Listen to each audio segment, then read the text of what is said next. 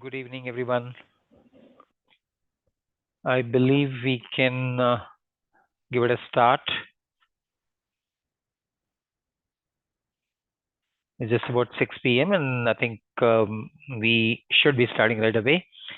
Let me first start by thanking everyone for such a tremendous, overwhelmingly profuse response to today's webinar call.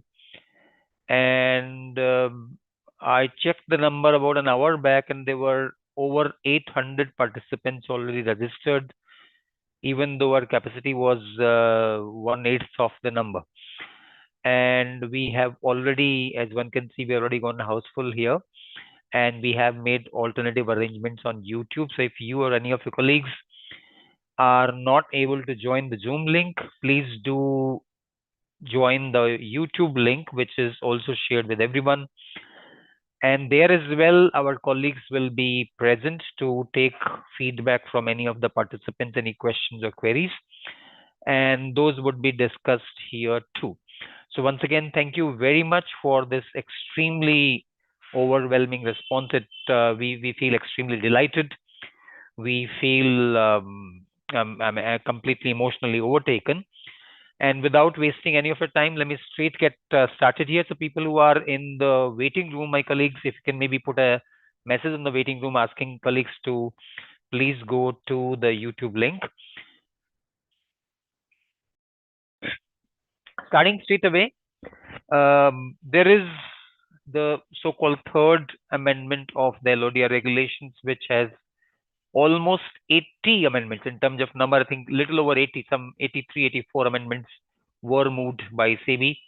These are arising from an expert committee report, which was titled Ease of Doing Business. So purportedly, all the changes are intended to make business easier for you all. So you are a compliance officers, you are a company secretaries, you are public company secretaries in practice, and the intent of the regulator is to make life easier for you. Now, this we thought that this is some kind of a euphemism, and we compared the proposals of the expert advisory committee to the incident in Mahabharat, where at the end of the Mahabharat war, Bhisma Pitame was badly wounded. He had arrows all over the body, and because of the arrows piercing his body, he was not able to sleep on the ground. He was sleeping on a bed of arrows, but the head was hanging down. And then he looks at Yudhishthir, who goes to greet him or meet him or offer pranam to him. And Yudhishthir says, Pitame, can I make you a little more comfortable? So Yudhishthir shoots 2 more arrows into the forehead of the Bhishma Pitame so that the head can actually come up. So this ease of doing business, according to us, was almost similar.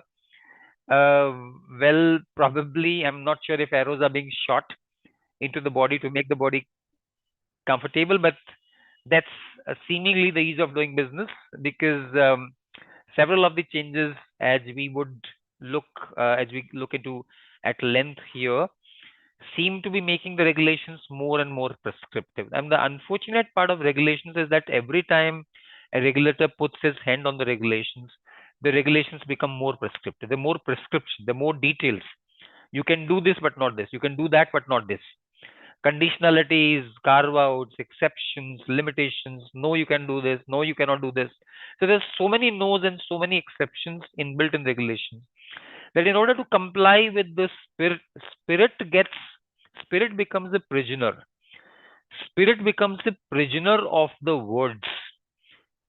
I would have imagined corporate governance to be left to the spirit of governance. Instead of spirit of governance, the language of the wording start dominating. Very little space left for discretion. Very little headroom left for people to play their own reasonability, to play their own responsibility.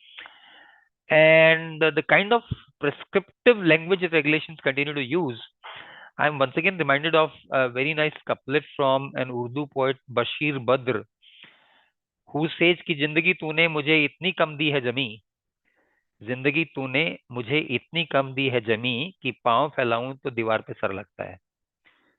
कब्र से भी कम दी है जमी क्योंकि पांव फैलाऊं तो sir दीवार से लगता है. तो such a little space. hardly any headroom at all. Everything is prescribed. Everything is hard-bound, hard-coded in regulations with absolutely very little scope for any discretion. That's what is constantly happening. And while we are today with such a large number looking at these amendments, I must once again say that we'll still have more work to do, not just in terms of reading and understanding the regulation. That's something that we're proposing to do today with all of you, with your cooperation. But all the more, there is still quite likely a SEBI circular likely to come. This is almost certain because some of the regulations talk about position to be clearer by a SEBI circular. So there'll surely be a circular number one in terms of RPT clarity, number two in regulation 30 as well. There'll probably be some reporting formats too. So there'll probably be a SEBI circular. In the meantime, when it comes to related party transaction, there is also an industry standard forum proposal for the kind of details that need to go to audit committee. And that's also coming as a long list of prescriptions, some 30, 40 items that need to be presented to the audit committee for every RPT. And on top of that, well, as usual, there'll always be some work expected by the regulator during the year. So I am hoping that before the financial year ends, we will surely need to meet at least once again, if not more, at least once again, to discuss what we are discussing today. So, nevertheless, without taking any further time, we straight move. And this is what we're going to discuss today. I will be joined by some of my colleagues to take this forward, but let me give a quick inventory of what we are proposing today to take up. So let's first start with, as usual, this is something that takes the center place because this is something which in terms of compliance burden is always tricky, always very onerous. So we'll talk about the changes pertaining to related party transactions, including the change in definitions, which has purportedly given some carve-outs. The carve-outs are quite narrow, but the moment regulator comes and gives narrow carve-outs, what it also implies is that beyond this carve-outs, there's no headroom for you. In other words, there's no space for you to play beyond what I say. I say two things, three things, four things. You don't have any space or existence beyond this four, because all I say is what I give, and what I don't give is intended not to be given. That would mean there is no legroom or headroom for you to play beyond what I have specifically prescribed. And then it talks about audit committee approval, number one, for remuneration and sitting fees, which again is very narrowly worded regulation. There is a provision about ratification of RPTs, which is actually aligning itself with Section 177 of the Companies Act 2. But given the fact that now it's sitting in LODR 2, I'm sure the audit committees will take ratification all the more seriously. So ratification, and then there is a provision about omnibus approval for subsidiaries related party transactions. We were guessing that some people might have actually been confused by what the right meaning of this provision is. So we'd like to discuss this briefly as to what is the meaning of omnibus approval at holdco level, including RPTs of subsidiaries as well. We'd like to discuss that. Exemption from approval requirements in certain cases, and exemption from disclosure requirements as well in certain cases. And then as far as regulation 30 is concerned, there is once again attempted ease of doing business. Certain things have been made easier. For example, when it comes to fines and penalties, monetary thresholds have been laid. There is increased timeline for disclosure in certain cases. For example, instead of 30 minutes, you have 3 hours time in certain cases. There is longer time when it comes to litigation other than tax litigation. There's also a proposed clarification about aggregation of tax litigation. This is something which has not come in the regulation itself, but the intent is very clearly spelled out both in the SEBI's 100-pager note as also in the report of the expert committee, that as far as tax litigation is concerned, only items which are likely to have correlated impact, only those items will be aggregated. We'd like to discuss what's the meaning of this. And then there are some clarificatory changes on frauds by SMPs, meaning of forensic audit, types of fundraising, etc. There is another significant change in terms of analyst or investor meets. And this obviously is intended to make things easier. Now, when it comes to boards and committees, there are some provisions which require shareholders' approval, and there's a timeline issue as well within 3 months of impending vacancy. with some exceptions there. But something which is talked about quite intensely, I think every large company, every single big company has talked about it, is the change in the position of compliance officer. Not only have not only have we heard these questions from a lot of people, but we are aware that very senior people across the country are talking about what is this new thing. The compliance officer is now moved up to the position one level below the BOD. That is straight below the board of directors comes the compliance officer. And who is the compliance officer? Well, that's the CS of the company. We are going to talk what's the meaning of this. This is very important, very interesting change. A definition of SMPs will include KMPs will also of course include company secretaries. Certain obligations of promoters, promoter group, directors, KMPs. It also says other people who have dealings with the company. That's another interesting point on which there'll need to be some discussion. Now, there is once again a lot of buzz on secretarial audit. I think the entire CS profession seemingly is discussing what's this new change about secretarial audit. Starting 1st April 2025, a secretarial audit for listed companies will be a secretarial auditor will be appointed for a period of 5 years, almost at par with what is presently the practice with the chartered accountants, statutory auditors. 5 years in case of individuals, 10 years in case of firm. And either way, the auditor has to be a peer-reviewed auditor. There are certain provisions about removal as well, which we like to discuss that. There are certain things about filings and disclosures, seemingly making things easier, that you can do a single place filing. There'll also be some integrated corporate governance filing and integrated financial reporting filing. Some disclosures become system driven, which means you would not need to give it. They'll be auto picked up by the relevant apps. Newspaper ads for financial results instead of publishing entire quarter or half page in the newspaper, paying a lot of money. All you can do is to put a link or a QR code, which takes you to your website where you have the results. Some less significant changes, for example, record dates, schemes involving reduction of capital. We will not spend a lot of time, but we will quickly brief you on what the changes are. Some provisions which are though significant, we will not probably be able to spend a lot of time. For example, changes pertaining to companies under CRP, IBC related changes. We'll probably just have a tabulation at one single place. As regards the classification out of promoter category, declassification, somebody who's not a promoter anymore because of drop in shareholdings or because of change in position. The position is now purported to be streamlined.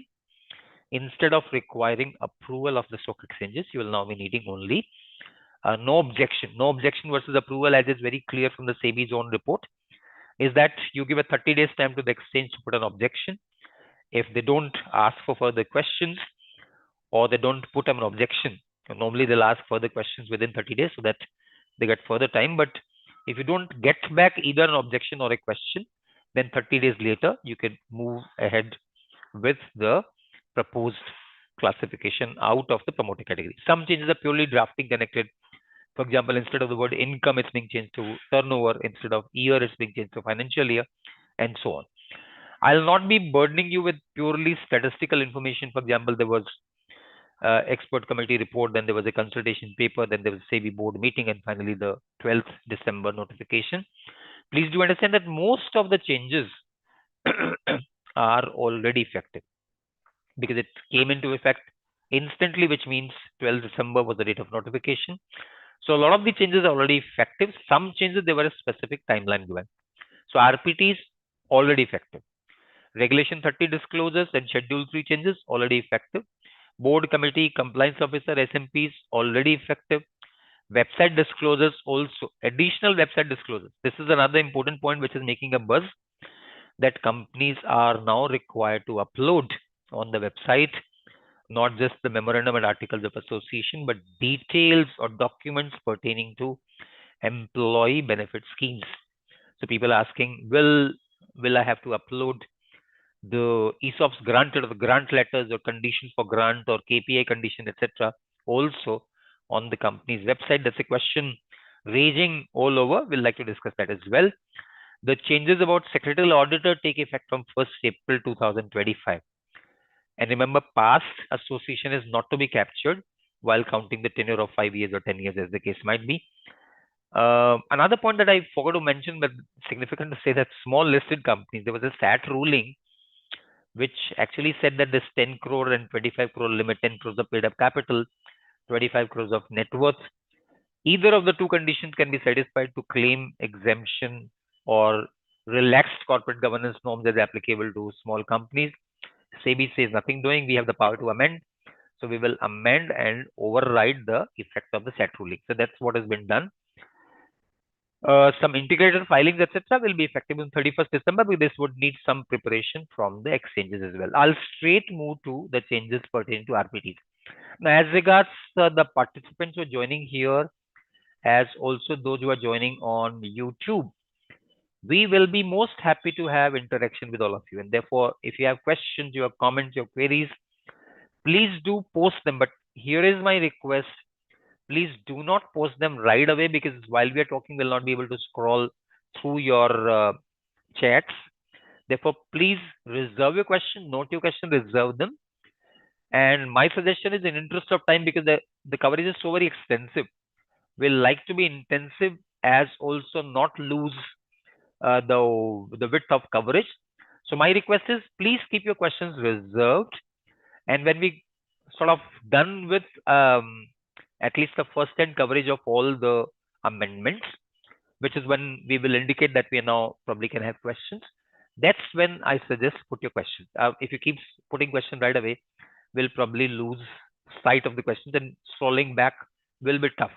So please do keep your questions, because questions make it interesting. Questions make it enlightening for us as well. But please don't continue pouring questions as we are speaking.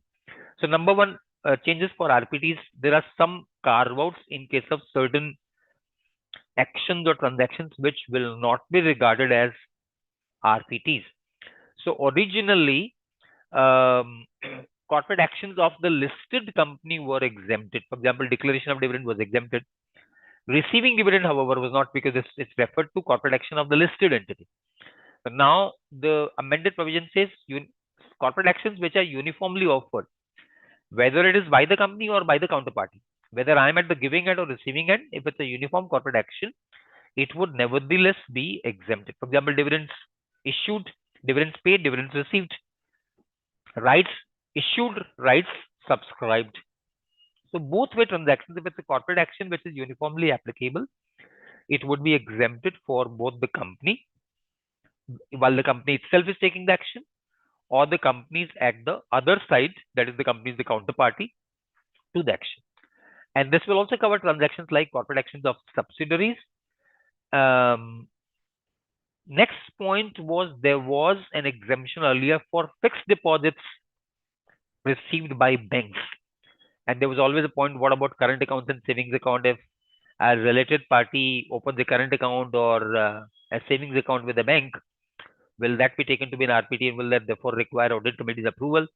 So this is now, I think this question, it's surprising that this question would have required an amendment, but well, it is actually taken an amendment to say that current accounts and savings accounts also will be exempt, provided these are in compliance with the RBI directions. That would mean if there is something which is done other than income, what is the relevance of saying in compliance with RBI directions?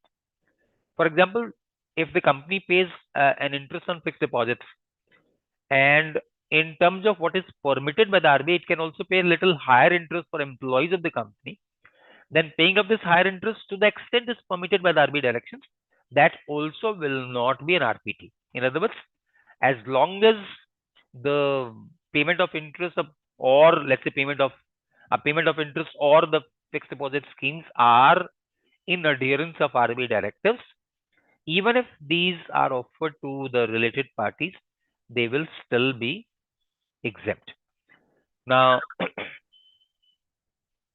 and it's also clarified that deposits, receiving of deposits also include paying of interest on that. The paying of interest obviously is not a separate transaction. Next point, this is very interesting. Retail purchases, and this point requires a bit of discussion. The retail purchases from the listed entity or any of its subsidiary by its directors or its employees. Retail purchases. by the directors or its employees without establishing a business relationship at terms which are uniformly applicable or offered to all employees and directors. Very important point to note, there are 4 conditions for this exemption. Number 1, it should be retail transaction. Retail meaning what? The transaction is offered on a diversified basis, not a one-to-one transaction. It's a retail transaction, part 1. The transaction is being done with directors or the company's employees. Directors by definition are RPs. Not all employees are RPs, so we're talking about those employees who are related parties.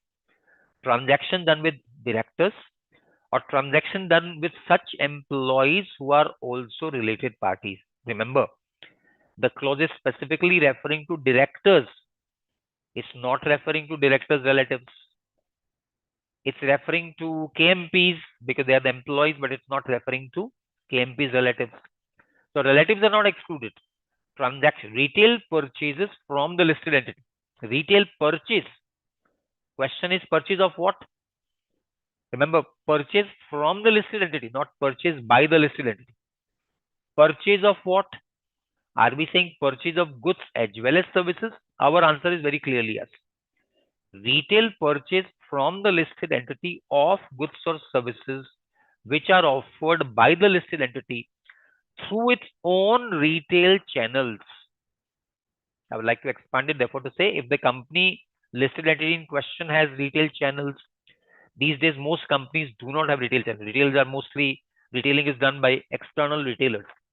Companies hardly have retail chains these days, but in many service sector entities, there are retail distribution. For example, banks, they always have a retail distribution. Banks work through branches. Insurance companies work through branches. So most of the service sector entities have their own retailing networks. Companies selling goods mostly do not. Pharma companies quite often might have. Our chain of hospital, for example, might have a retail chain as well because hospital by itself is a retail chain. It directly establishes relationship with the patients. So wherever the company is coming into direct connection with the end customer, that's when we call it retail purchase. That is it's a B2C transaction with the ultimate consumer of services. The company is doing a B2C transaction directly with the retail consumer. And the consumer in question happens to be a director or employee, not director's relative. And this transaction is without establishing a business relationship. What's the meaning of without establishing business relationship? The transaction is a standalone transaction. Neither is it coming as a result of a continuing association, nor does it by itself result into a continuing association. For example, we don't have a dealership. For example, we don't have a distributorship. It's a one-off transaction. It's not a relationship, but a transaction. The transaction completes itself. It's not a part of a series of a relationship or a relationship-based transaction. The transaction itself is a one-off transaction. So one-off transaction, B2C transaction, consumer in question being the director or the employee, and the terms are terms uniformly applicable to all employees and directors. Very, very important point. Let me elaborate that bit further. When we say terms which are uniformly offered to all employees, let me give an example. Let's say hotel company has the policy of allowing a 25% concession to rooms taken by directors and employees. That is, others will pay 10,000 per room, but an employee will pay only 7,500. Therefore, the terms are not arm's length. Others are paying 10,000 per room, but the directors or employees are paying 7,500. One could argue this is not an arm's length transaction because it's not being offered on same terms as to an unrelated party. But given the fact that this 7,500 is the price available to all employees uniformly, you are not giving a preference to a director or to an RP. You are offering similar rate to all the employees. If that's a situation, then even though the terms offered to employees are preferential, but they're uniformly preferential, and with that condition, this transaction will not be taken as an RPT. While we spend so much of time discussing this, let's also understand that if it's a retail transaction, mostly a retail transaction may anyway be exempt from a specific approval, because audit committees mostly have the power and mostly exercise the power to grant an anonymous omnibus approval for transactions up to a value of rupees 1 crore.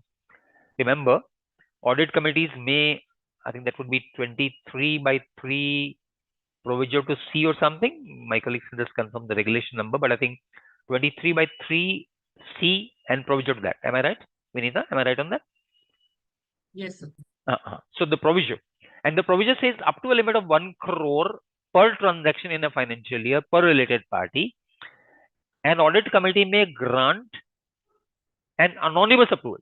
So remember, omnibus approval can be granted beyond 1 crore. Omnibus approval can be granted for 1,000 crores as well. And I'm sure all of you are from large listed companies. You understand omnibus approval can be granted even for 10,000 crores. Omnibus approval itself is not hit by a limit, but omnibus approval also has to have the particulars of which RP, what transaction, what value, is it arm's length, etc., etc. So omnibus doesn't mean anonymous. Omnibus is also with a full sharing of details to audit committee. With the audit committee putting filters, audit committee may put its own conditions as well. So omnibus approval comes with details as well as filters. Transactions up to a value of 1 crore, even on anonymous basis, without naming the RP, therefore without even naming what transaction are we talking about, as long as the transaction is arm's length and ordinary course of business, a transaction may be passed under the anonymous omnibus approval route as well. So did we actually need this carve out for retail transactions on terms which are uniformly offered to all employees? I would still say yes.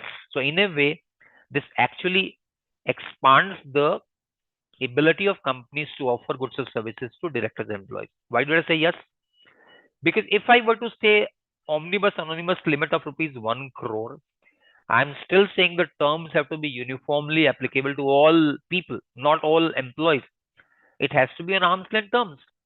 Here I'm giving a preferential treatment to employees, like the example I gave. Hotel rooms for a price of 7,500, whereas the arm's length price is 10,000. So I'm not offering arm's length to the employees. I'm giving a benefit there.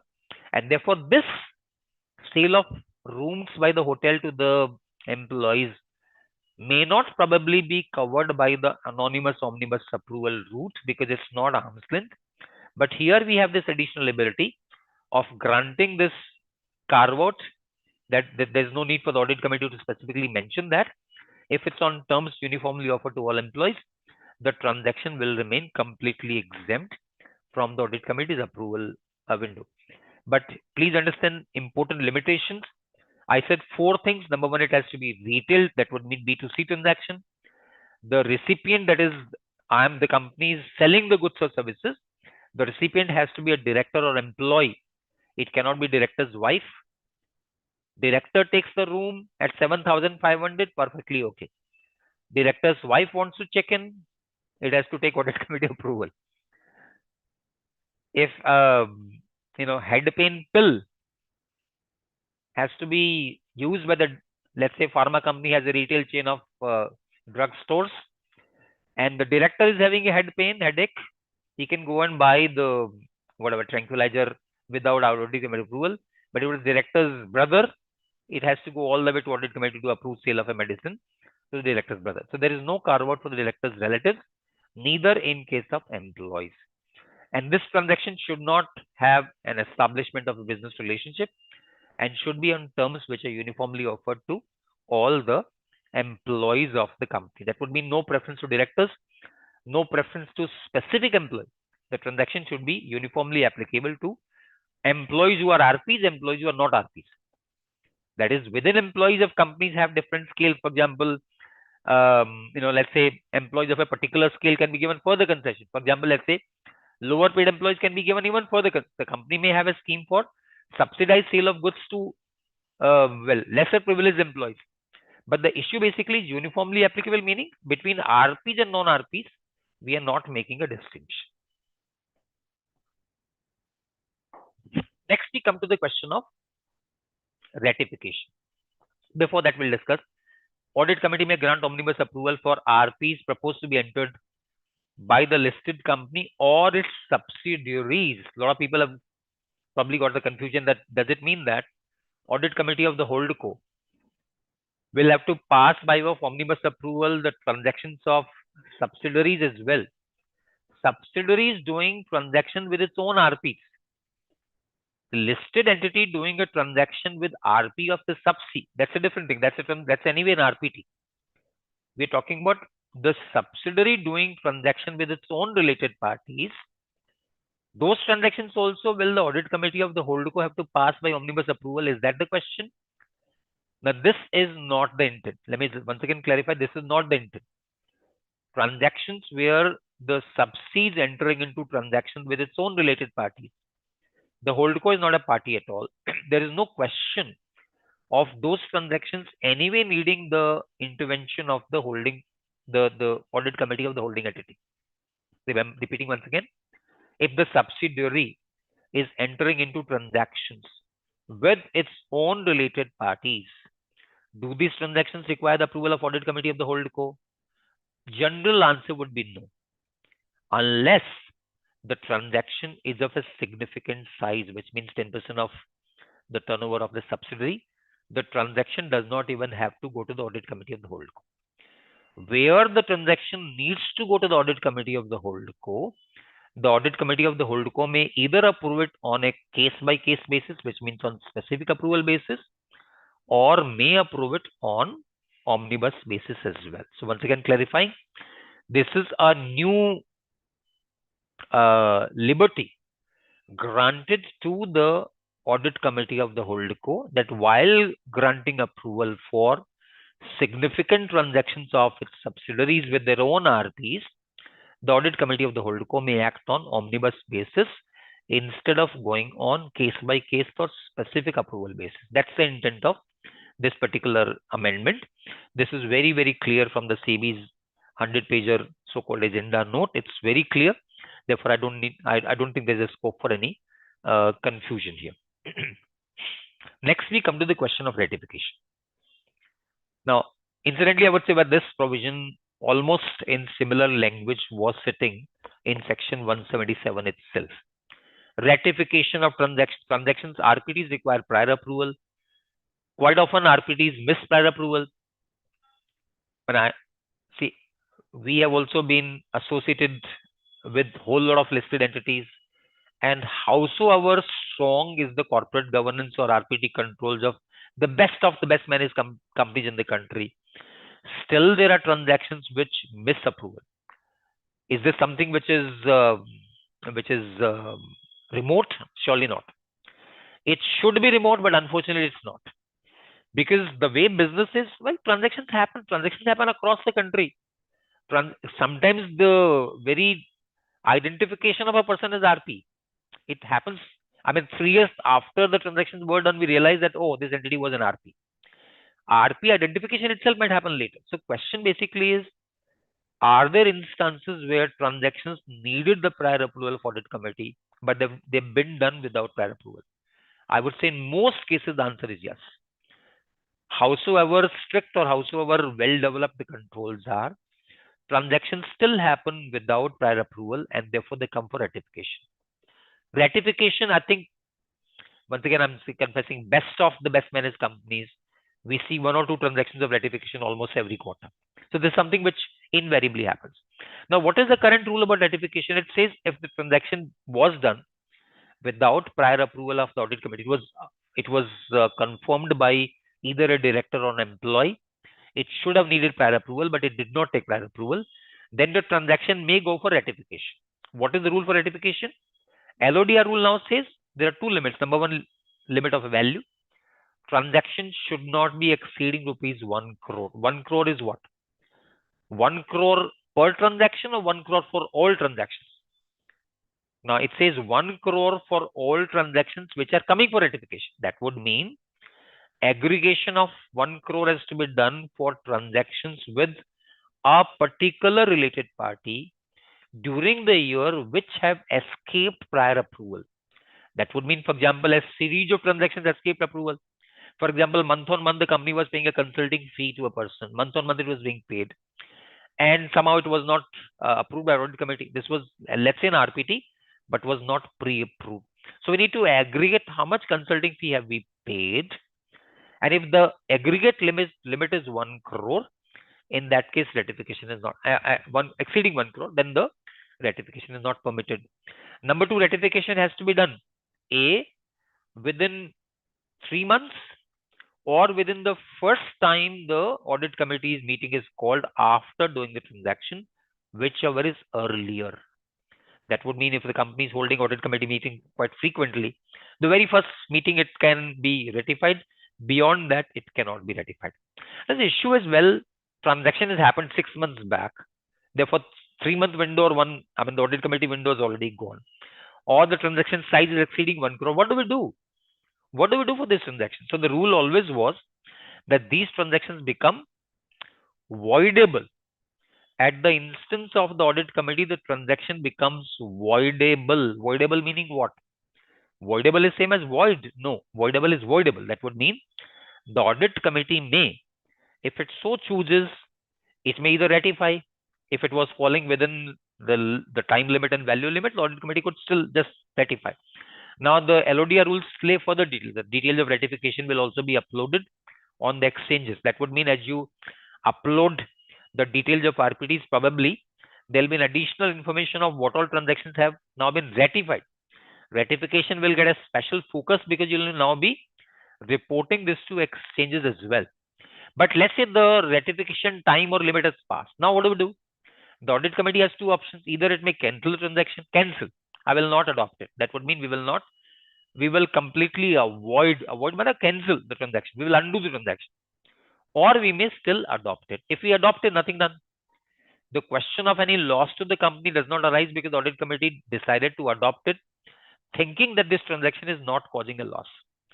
But should the audit committee decide to cancel, because of which the company has to suffer a loss, for example, the money has been paid already, it cannot be recovered. Some goods or services have been acquired which cannot be returned. Loss meaning whatever monetary loss the company has suffered will be indemnifiable by the director concerned who has either approved it or the director whose related party was involved in the transaction. So this rule, by the way, was there in section 177. The rule now finds place in LODR as well, which means now it comes under SEBI purview. Because it comes under SEBI purview, therefore it now becomes a part of reporting requirements. Because it becomes a part of reporting requirements, it comes under the radar, and therefore the stock exchange will be now standing on the feet, watching you if you actually have you've failed the time limit or monetary limit of ratification, and B, have you done any avoidance of transactions? To my mind, I think the biggest ask would be for the audit committee members, and the audit committee members in turn will hold the management to tough task. Why did you let transactions happen without prior approval? If transactions happened without prior approval, why did you not come for ratification within the time and the monetary limit? And thereafter, the audit committee members will themselves have to be ready to answer as to how they decided to adopt a transaction, even though the transaction was done without a prior approval. Because how could the director or the officer who authorized the transaction, how could that director take upon himself the responsibility of assuming that the transaction would not be cancelled by audit committee? But remember, the transaction was done by director. How did I presuppose that this transaction will not be undone by audit committee? That would mean there's a lackadaisical control. There's some lapse in the control mechanism, and therefore the entire focus now shifts to the control mechanism. So if somebody says, is this ratification a big change? I would say, no, it's not a change at all, because this provision was there in Companies Act already. It was the part of the statute. It was therefore there already. So does it mean a new sense of sensitization, new sense of sort of awareness or sense of responsibility of audit committee members? I would very surely say yes. Why? Because given the fact that now you'll be reporting ratifications, and where you've not done ratification, you'll probably be reporting the adoption of transactions as well, which they were not ratified and therefore adopted or cancelled. And therefore, from the audit committee to the management, there'll be a new sense of responsibility of having effective controls on RPTs. So RPTs don't slip through the cracks and they happen without notice of audit committee. That is now very, very significant. So for very large, most large listed entities, it's a new wake up call to tone up the control mechanism to make sure that transactions don't happen without prior approval of audit committee. The more I talk about, the more I'm also aware that transactions are far too many. List of related parties for any large listed entity goes into thousands, thousands of related parties, tens of thousands of related party transactions. Transactions happen across the country at whatever levels we don't even understand. So saying that a transaction should not happen with prior approval of audit committee is disregarding the reality, because very often transactions happen across the country, and therefore the focus has to be on automation of controls of RPTs. So the names of RPs, the transactions are all driven by automated approval systems, where the system itself flags the moment you do a transaction, the moment you enter the identity details of a person who is tagged as a related party, the system itself throws a signal that here is a transaction you're transacting with a related party. Therefore, take care. Try and see if it's covered by omnibus approval limit. Try and see if you have audit committee approval in place. If not, please refrain from doing transactions. This is not possible for human beings. This has to be possible only through systems which are designed by human beings. So human beings have to design systems. Systems will have to work as your servants to assist transactions, to make sure the transactions don't happen without prior approval of audit committee. Otherwise, ratification business is now getting all the more seriousness. Payment of remuneration to employees who are director of the entity, that's also getting exempted. Payment of remuneration to director or the employee of the listed entity, this is getting exempted. There might be some side questions here. What if I'm paying remuneration to my employee, but the employee is director of a subsidiary company? He's my related party, not because he's my own director. He's my related party because it becomes director of subsidiary, and hence it becomes the RP of subsi, and therefore my RP. RP of subsi is also my RP. So if you're paying a salary to a person who is director of a subsidiary, is that exempted? Technical answer would be no. And therefore, this carve out, to my mind, it doesn't help much, because these carve outs could have, I think, even if the carve outs were not there, it wasn't that life was so tough. So this ease of doing business by giving this so very narrow carve outs, the problem is finding what is exempt and finding not exempt. Getting approval were probably less of a problem. Meandering your ways, trying to find a zigzag way and finding what is exempt, what is not exempt, what is exempt in what condition, where are the conditions getting breached. To my mind, that is even tougher than taking approval itself. But sometimes the carve-outs are even more difficult than taking the approval. So as regards the RPTs, before I move to the next topic, I'll very quickly say, number one, many companies might need to review their RPT policy to see if the policy needs changes. Quite likely the policy will need changes. Earlier, we were able to confer exemptions from the scope of related party transactions through either defining the carve-out in the policy or by so-called shareholder resolution. Given the fact that SEBI is very, very narrowly granted 2 or 3 carve-outs, probably it's getting clear that there is no scope for any self-conferred carve-outs. And therefore, if you have given any carve-outs by your policy, you need to review that. Sometimes people might have even increased the limit of 1 crore, the 1 crore omnibus anonymous approval. Some people might have increased the limit from 1 crore to X crores. That might also need to be reviewed. And you'll also need to review, you'll also need to sensitize. Very important, you need to sensitize your audit committee members. The independent directors particularly need to sensitize them, because now there will be a renewed focus on prior approval, and therefore ratification will be seen very, very seriously. I'll very, very quickly go through some changes in regulation 30. It's more like timelines here and timelines there. Some timeline increase, some number of days increase with some conditionality, etc. So I don't think it would be of, I don't think life is becoming a lot easier if your board meeting was ending at beyond trading hours. You can relax a bit. You don't have to rush within half an hour. You have 3 hours. So you want to relax, take some coffee, relax yourself. Well, you still have 3 hours. So SEBI is so very kind to allow you time for coffee, time for a bit of relaxation. Don't rush in 30 minutes. You have 3 hours. However, if meeting is ending at 6:30 in the morning, I'm wondering what kind of companies will have board meetings which are ending at 6:30 in the morning. Either those boards who wake up all night, or those boards which are meeting somewhere in the US, so it's 6:30 in Indian time by the time the board meeting ends. Well, so timelines are now defined with reference to trading hours, closing for the day, or opening for the next day. And therefore, there's a complete schedule, like you can see in an illustrative schedule on the left hand side, right hand side here. That's one part. Number two, for litigation, there is little further time. Impact of litigation. It was 24 hours for all litigation earlier.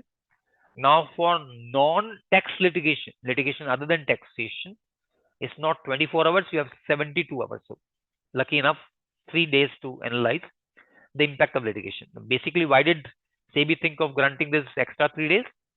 Because the feeling was that when it's litigation other than taxation, you might need to analyze the litigation, you might need to analyze the monetary impact of litigation, and you might like to evaluate whether the impact is material in terms of param B.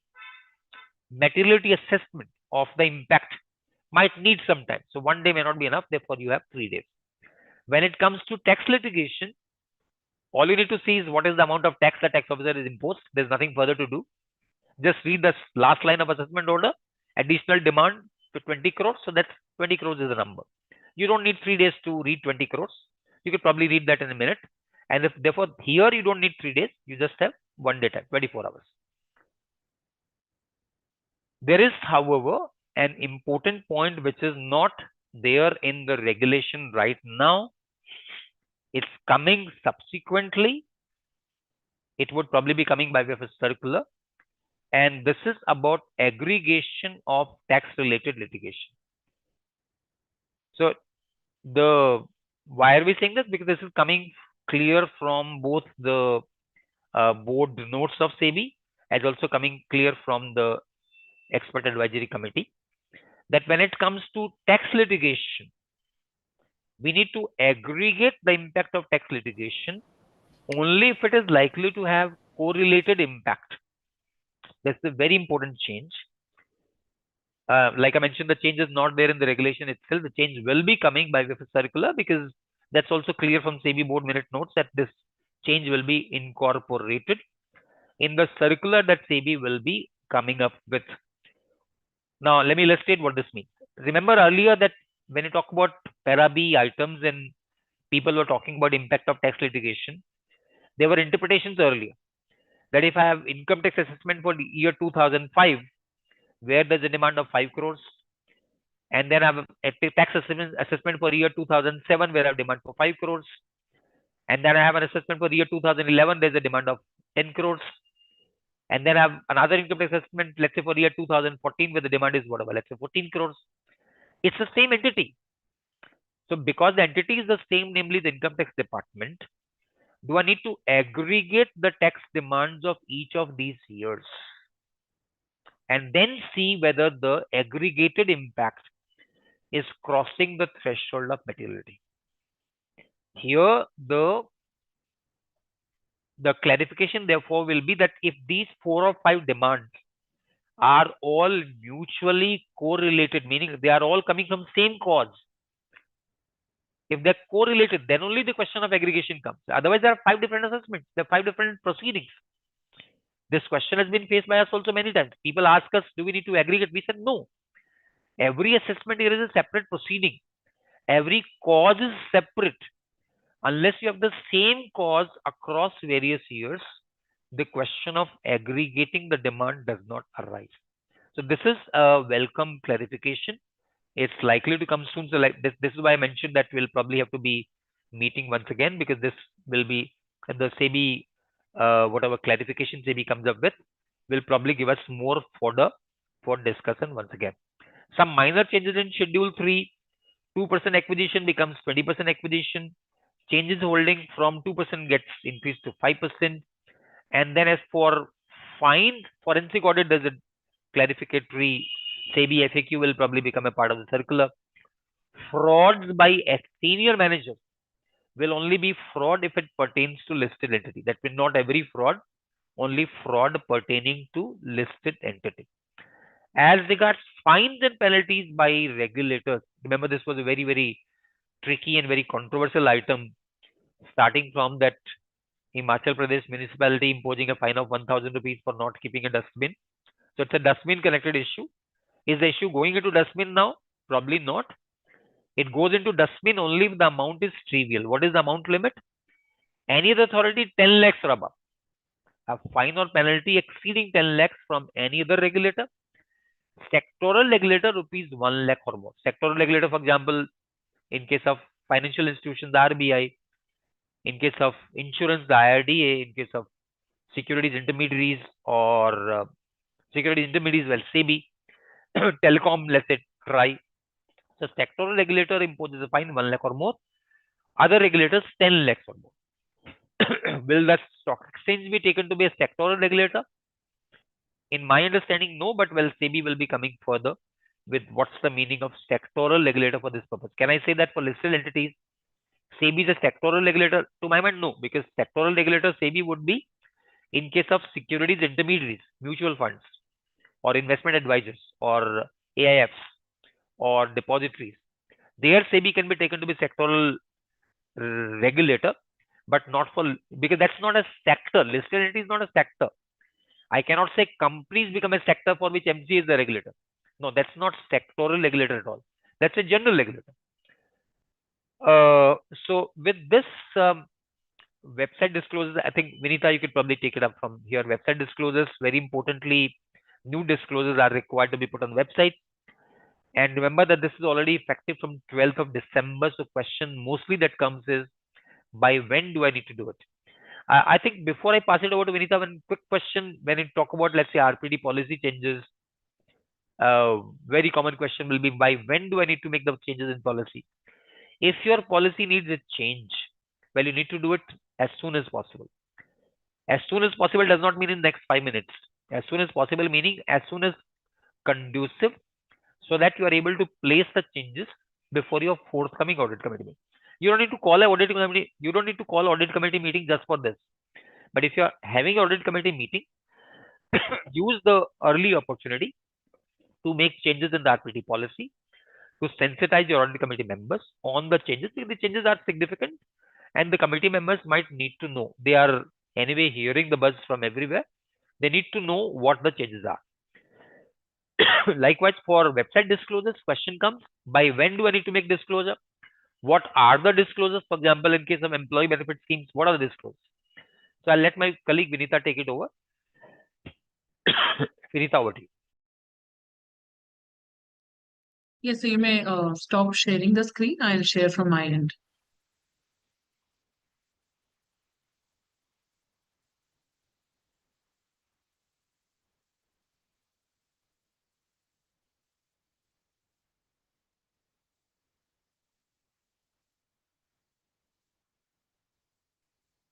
Is it in the slideshow mode? Yes. Am I audible clearly? You are Yes. Vinita. Okay. Good evening, everyone. So I'll just take it forward from here onwards. We have discussed on the amendment on related party transactions and Regulation 30 and the amendments which have been made in Schedule 3. Given that these are already effective, therefore the actionables become more important because we need to know what needs to be done, say, in the next board meeting. Once the quarter ends, we all will be busy in having the next board meeting, and the effort or the initiative would be to take most of these matters that require the approval of board in the said board meeting. Now, before going on the website disclosures, I'll quickly discuss on analyst meeting related changes, because there also the changes have been made in relation to the timelines. Firstly, on the schedule of investor meet that needs to be disclosed, irrespective of these analyst meet being organized by the company or by a third party, because there were comments saying that, when it is organized by third party entities, there shouldn't be a need to disclose the schedule. But SEBI said nothing doing. The whole intention is to ensure symmetry of information for all the investors, and therefore, irrespective of who organizes the investor meet, the schedule needs to be informed 2 working days in advance. The only thing that the disclosure of names remains optional. That is what is that carve out is given by the present amendment.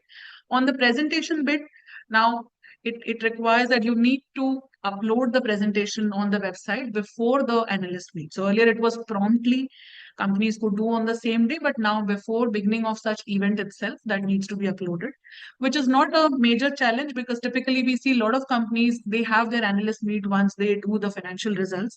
And in most of the cases, when they upload the outcome on the financial results, at that time only even the investor presentations are also uploaded, because they typically hold the investor meets immediately after they approve the financial results. So this again is not a challenge. On audio and video recordings, again, there were comments on that, it takes time to receive them and therefore uploading also takes time. There is not much of a carve out available. So audio you can upload next trading day or 24 hours. Video, there is some more time. You get one more day to ask for the video recording and do the uploading. Similarly, for the transcripts, there is again no change on the timeline available for uploading on website and to the stock exchange. There is now also guidance in relation to preservation. So once I have uploaded, how much time does it require to remain on the website? In relation to presentations and the audio video recordings, now it needs to be there at least for 2 years, and thereafter minimum 8 years it will be preserved as per the preservation policy. Similarly, for the transcript, earlier it stated permanent, but now it is minimum 5 years and then for 8 years. So this again shift in the time for uploading, and there is more clarity on the preservation part. We quickly move to website disclosures. Firstly, on new items that needs to be uploaded. One is memorandum and articles of association, which is typically, not very common among listed entities to upload it on the website. And now with this amendment, this becomes the mandate to have it uploaded on the website. Brief profile of board, something is already there on the website for several companies, because you talk about the team, the board, management, etc. But additionally, now we also have to include the directorship and full-time positions in other body corporates. So this becomes an actionable, because we'll have to go and check as to what kind of disclosure has already been given on the website and what additionally needs to be uploaded on the website.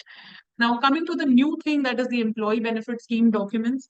We are all aware that when companies approve the ESOP scheme, they give disclosures to LODR, to the stock exchange under LODR requirements.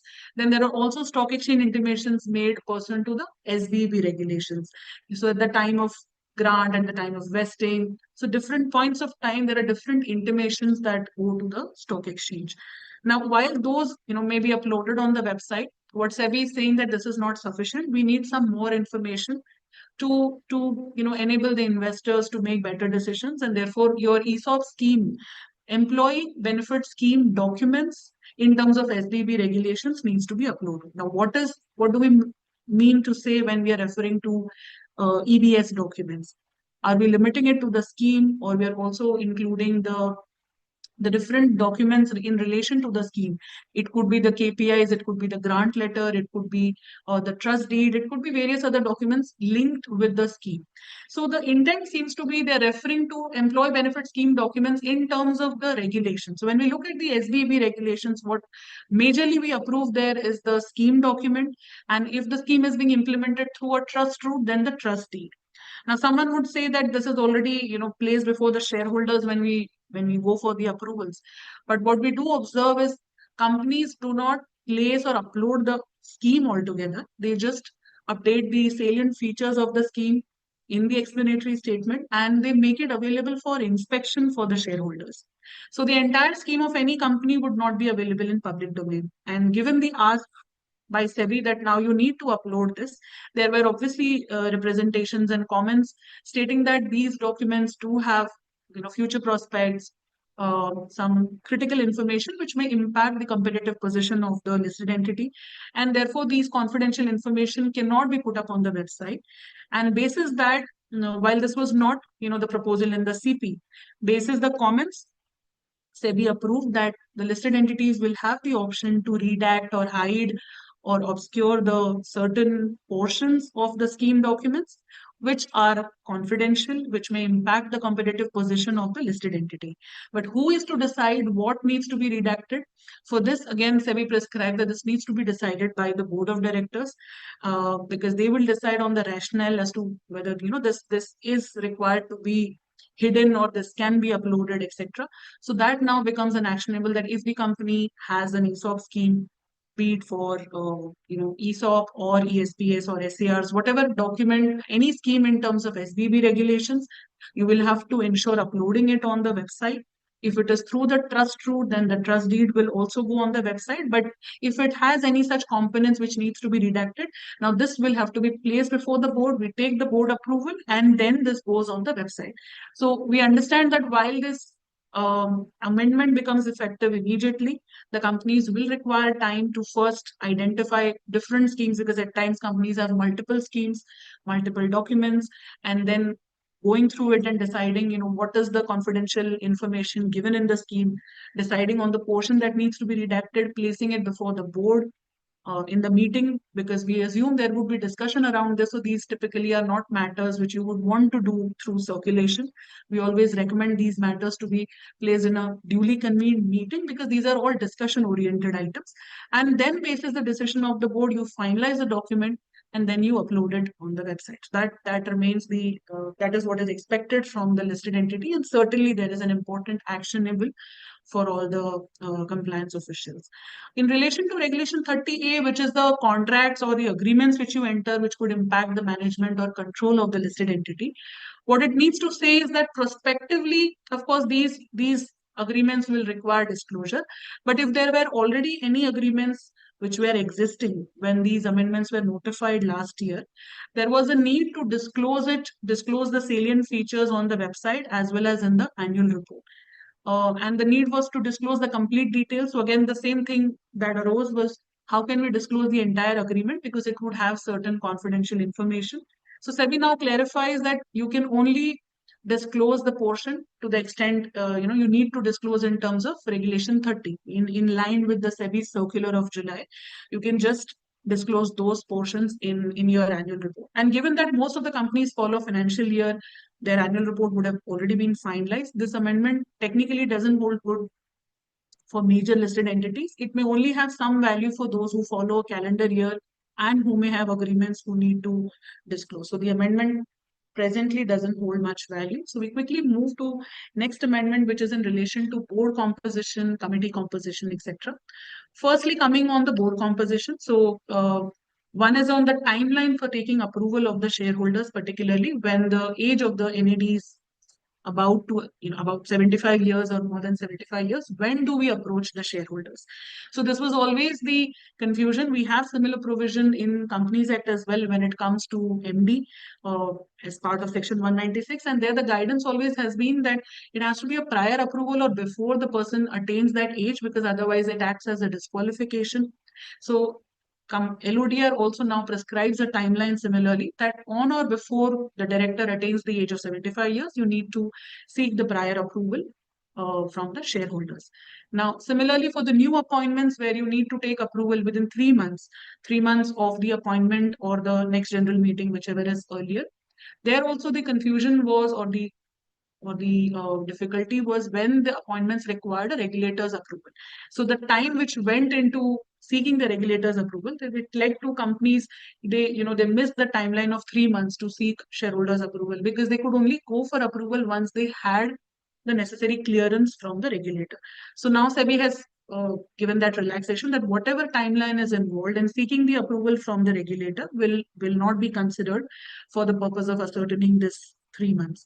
And also this requirement will not apply when you have the directors nominated by financial sector regulators, court, tribunal, etc., because they are more in public interest, or in case there is any default. So therefore, in those cases, the listed entities need not be subject to this requirement. The whole purpose or the intent of this amendment, when it came, was that the timeline available with the shareholders, when you appoint a director, it should not be going to the shareholders in the next AGM. So they should be able to confirm the appointment or deny the appointment very timely, as soon as possible, and therefore the stricter timeline of 3 months was given. And now there is a carve out given in case you need the regulatory approval, or if those are nominee directors appointed by the sectoral regulators, court or tribunal. Please note that if you have strategic investors who are appointing the nominee directors, there is no such carve out. That still needs to go to the shareholders within the same timeline. But this also leads us to the question, what happens under Companies Act? While Companies Act doesn't prescribe a 3 months timeline, but certainly it prescribes a requirement that all the directors require approval of the shareholders in terms of Section 152. So we believe that Companies Act provisions remains as it is. Here, the only carve out is not rushing to the shareholders immediately, within 3 months of the appointment for approval. You can still have the time and in terms of Companies Act. Next, coming to filling of vacancy in committee position. So this is again a clarificatory change. It was always implied that whenever a board member resigns or ceases to be on the board, it also impacts the committee composition. So like you have the timeline to fill the vacancy in the board position, you will have a similar timeline to fill the committee composition as well, which is 3 months from the date of vacancy. If it is due to the expiry of term, because you can foresee that expiry, in that case, that 3 months timeline is not available. So suppose an ID tenure is going to get completed, that tenure is going to complete given the terms of appointment. In that case, you will not get an additional timeline of 3 months.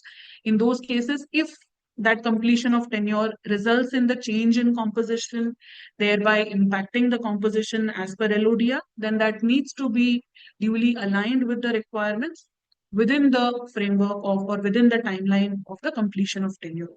Now, certainly if despite the change in directors or committee composition remains intact, for example, I had sufficient number of committee members, so just one member ceasing to be on the board doesn't impact my committee composition, then this is not very relevant for us. Some clarificatory changes, like year is always referring to financial year, and wherever there are gaps between two meetings, we are referring to 2 consecutive meetings, which is more for the purpose of uniformity and consistency. So now I think we come to the most critical and most important amendment of this this entire notification, which is the position of compliance officers, because the whole intent was to strengthen the position of compliance officers. Please understand that these amendments have come because of our own suggestions. So this initiated based on our own suggestions that we gave, and thereafter it was taken up by the committee and again put up before us for public comments, and then again considered by SEBI and approved.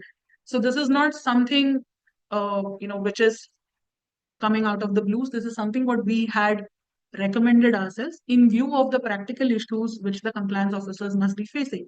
And the common issue was in terms of the enforceability of their own position, given that there is substantial responsibility on the compliance officer in terms of listing regulations and being a company secretary, even under Companies Act. There was a need to strengthen the position. While the definition of senior management under LODR included the CS, but based on the reporting structure, the compliance officers were not commonly reporting to MD or to the board.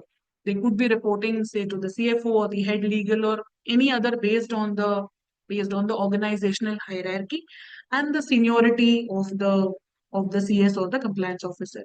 So now, given the position, given the responsibility and obligations of the compliance officer, what the law requires is that they will be one level below the board and 3-4 requirements. Firstly, you need a qualified CS, which was always there. Then it has to be an officer in whole-time employment and not more than one level below the board. While the first requirement is still being met, officer in whole-time employment again is not a major challenge, because in most cases, big listed companies, they have their compliance officers on their own payroll.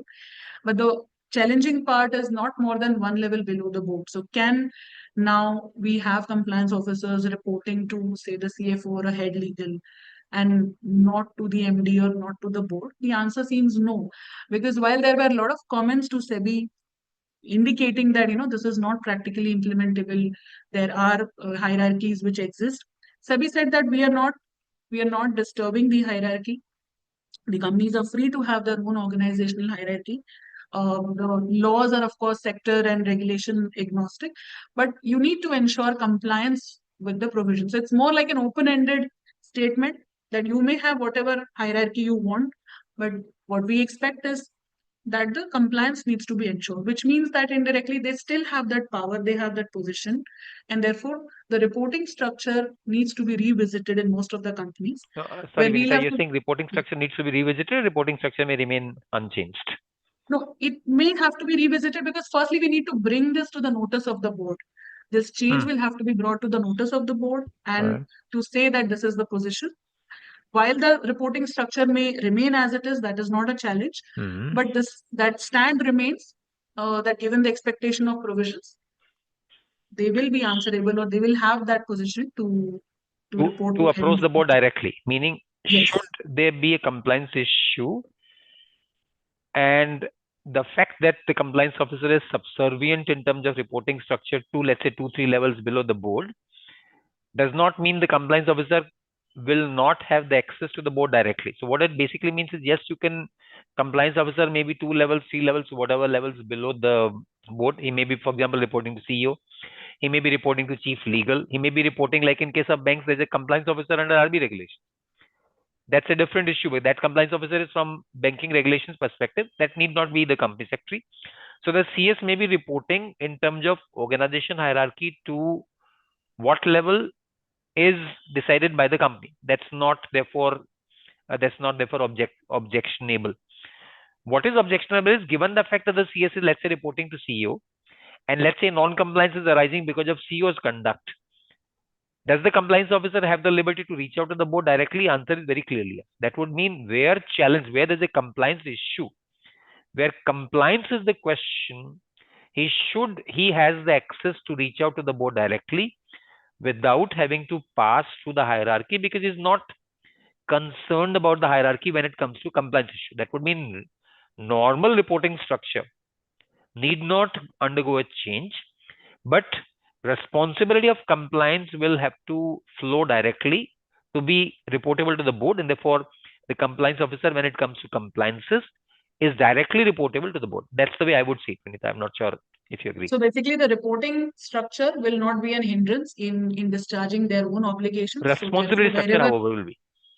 Reporting yes. will not be responsibility structure. Quite often, responsibility and reporting are connected, but if the dissociation between the two is demanded, in terms of responsibility, the compliance officer directly responds to the board and may reach out to the board wherever there's a compliance question.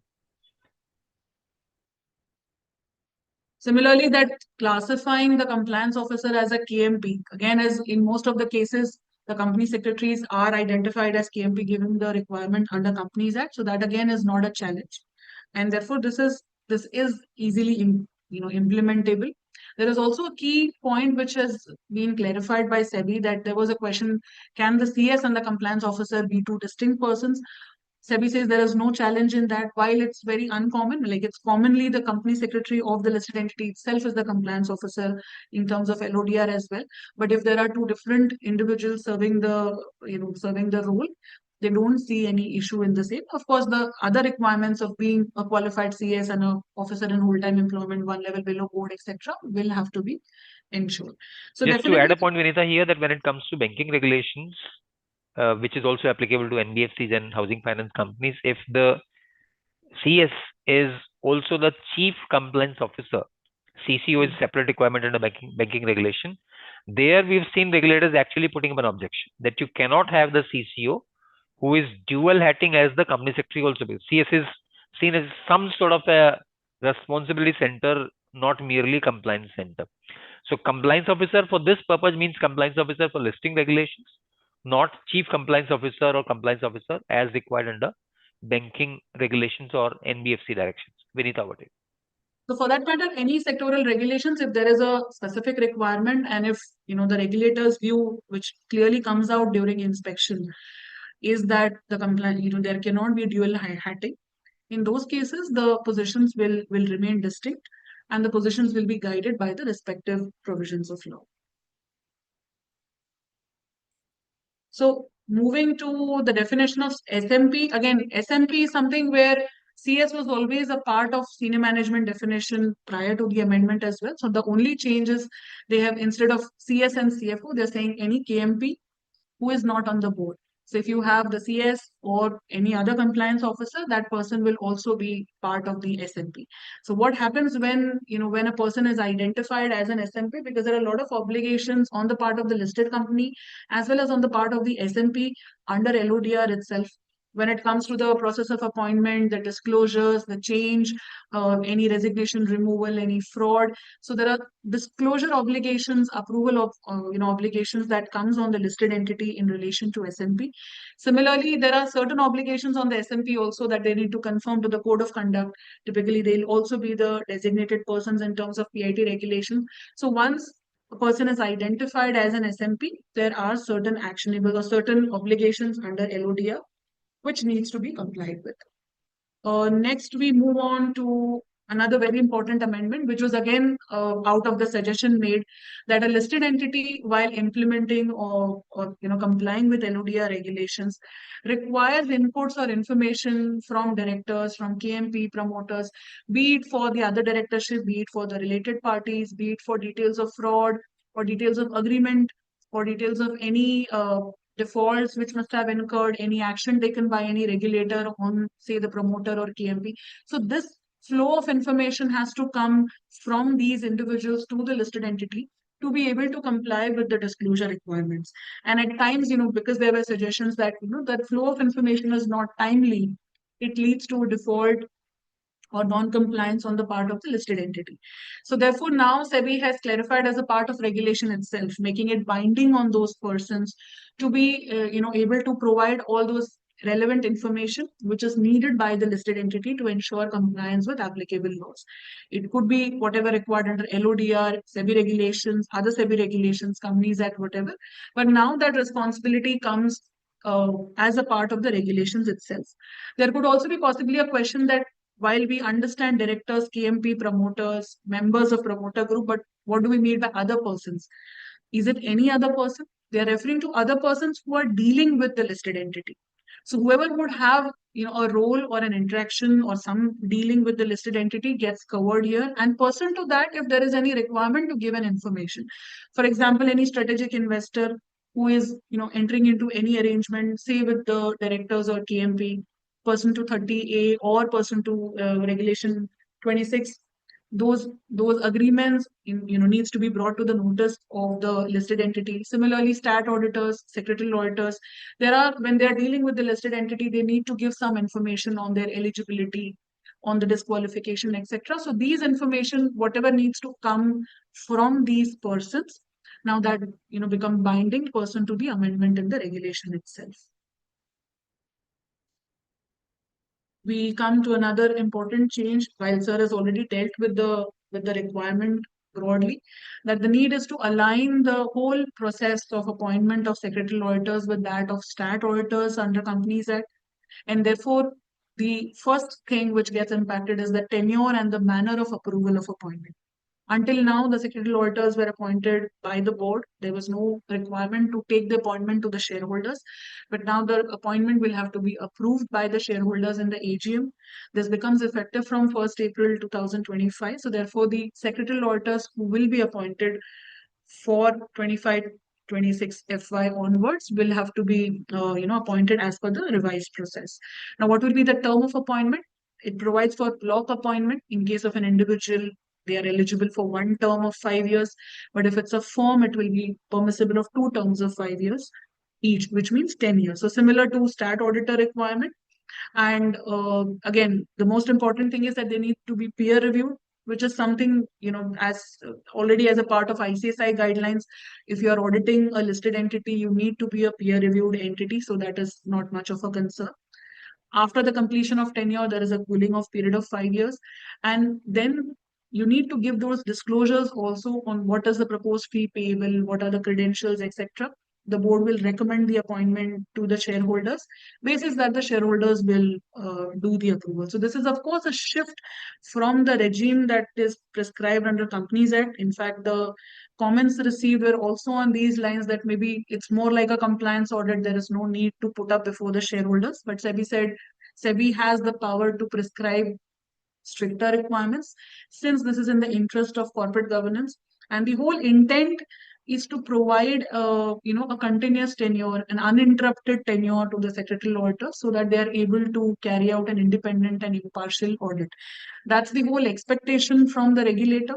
and therefore they'll also be prescribing the eligibility norms as to who all can be appointed as secretarial auditors, what are the eligibility conditions, what are the services which they cannot render. So similar like we have under 141, 144 of Companies Act for stat auditors, there is something which will be prescribed by SEBI for secretarial auditors as well. And as a part of the consultation paper, there was a draft circular already given, which we'll be discussing in the next slide, where they had indicated certain parameters on the permissibility. Now, the question may arise, what if I have been auditing the company for so long, for 5 years, 6 years, or 10 years? Will I be eligible to continue or be, considered for appointment for a block of 5 years? The answer is yes, because whatever has been the existing tenure will not impact. This is a prospective requirement. So therefore, so long you meet the eligibility requirement, which will be prescribed by SEBI, you will be able to continue as secretarial auditors, provided the shareholders approve the same. On the ASC report or the annual secretarial compliance report, there is no mandate that this needs to be given by the secretarial auditor only. In some companies, it's given the secretarial auditor only certifies the ASC. In some companies, they have two persons reviewing it so that there is a better coverage since two different entities are reviewing the compliances. So that norms remain that either it can be done by secretarial auditor, or if it is being done by someone else, then that person who is certifying the ASC should also be eligible to be appointed as a secretarial auditor, which means the person should also be peer reviewed, should not be disqualified in terms of the circular which will be rolled out by SEBI. So this becomes an actionable that once the circular on eligibility is rolled out, certainly the companies will have to seek those, if they are intending to continue with the same secretarial auditor, they'll have to seek declaration whether they meet those eligibility norms or not. And then accordingly place this before the board in the first quarter meeting, because this will form part of the AGM notice. And typically companies will finish their AGM within 5 months given the mandate under LODR. So this will have to form part of the notice. Accordingly, this will be approved. So the timelines also typically we also observe in some cases the secretarial auditors are appointed during the fag end of the financial year, which cannot be done as of now, because this is an AGM related matter. You will have to have it approved in towards the beginning of the financial year and put it up to the shareholders for approval. The removal will also happen with the shareholders' approval, while the provisions state that removal can happen with the approval in the AGM. It's not necessary that one would want to wait till the AGM to remove the secretarial auditors. Ideally, it should include the option of convening an EGM also, where the removal is to be considered. Casual vacancy again can be filled within 3 months by the board. The person who fills the casual vacancy will hold office till the next AGM, similar to like we have for stat auditors. The option to secretarial auditor resign from the services also remains. There is no such restriction on that. So we'll just look at what are the disqualifications which was given as a part of the consultation paper. Similar to what we have for stat auditors, that the secretarial auditor needs to be, can be an individual or a firm or an LLP, it cannot be a body corporate. Then it shouldn't be related to the officers of the employee of the listed entity, etc. Then certain restrictions on the holdings that it has in the company or the indebtedness. So these norms, while the amounts have been prescribed, we'll still wait for the final circular to see what are the prescribed norms. Okay. Negative listed services, which means these services cannot be rendered. And in case if these services are being rendered, then they are not eligible to be appointed as secretarial auditors. So like internal audit, design and implementation of any compliance management system. So because if they are themselves involved in designing or implementing any compliance management, then they cannot be the checker for the same. So they are not eligible to be appointed as secretarial auditors.